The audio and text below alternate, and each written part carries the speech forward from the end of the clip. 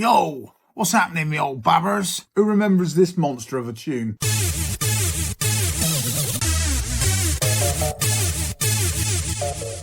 Metalheads, aka Goldie, of course. Terminator. Got an interesting story to tell you about this record. So Goldie was in the studio with Mark Rutherford. Mark showed him a bit of kit called a harmonizer, which is basically used for putting acoustic instruments through, like acoustic guitars and that, and you can change the pitch without actually changing the speed. So Goldie asked, what would happen if we put a breakbeat through it? Mark said he never knew, they'd never tried that before, so they wired it up and they ran a funky drummer through it at about 155, 160 BPM. So Goldie started to have a little tweak with the knob on the front of the harmonizer, and it was pitching up the sound of the breakbeat without changing the speed of it. You're talking about things that I haven't done yet.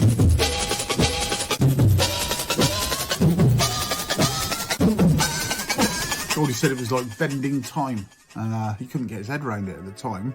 But he said, it sounds like the future to me.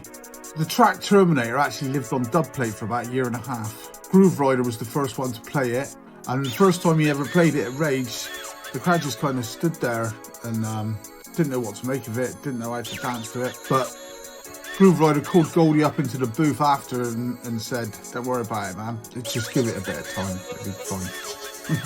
Groove Rider continued to play it every week. It was only a matter of a couple of weeks before it was obliterating the dance floor. I remember getting a promo copy of it sent to me through the post. It was on a label called Synthetic Hardcore Phonography. It was a label that I didn't know at the time. It'd been sent to me by the Reinforced guys as I was on their promo list, and when I put it on I was like, wow, it's that Groove Rider tune. I'd heard Groove play it before. Also the track on the flip, Knowledge, I loved that as well.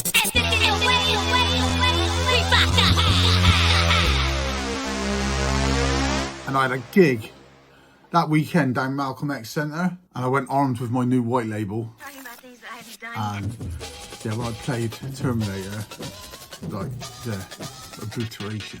I remember like loads of people coming over and looking over the booth doing that, trying to like read the writing on the white label, which looked exactly like this. For more cool stories like this about defining records from the jungle scene, check out this book, Who Say Reload. I've got some over at the shop. So massive respect to Goldie, a true innovator and pioneer of the jungle sound. You know, he's always been a massive influence on me, even before this record, you know, when I bought the Ajax project, which I believe was Goldie's first release. Also, even before that, because I've always been a massive lover of graffiti, and you know, I remember buying this book like ages ago, like in the 80s, and of course, you know, Goldie. So I first learned about Goldie was in this book. See you next time. Big up.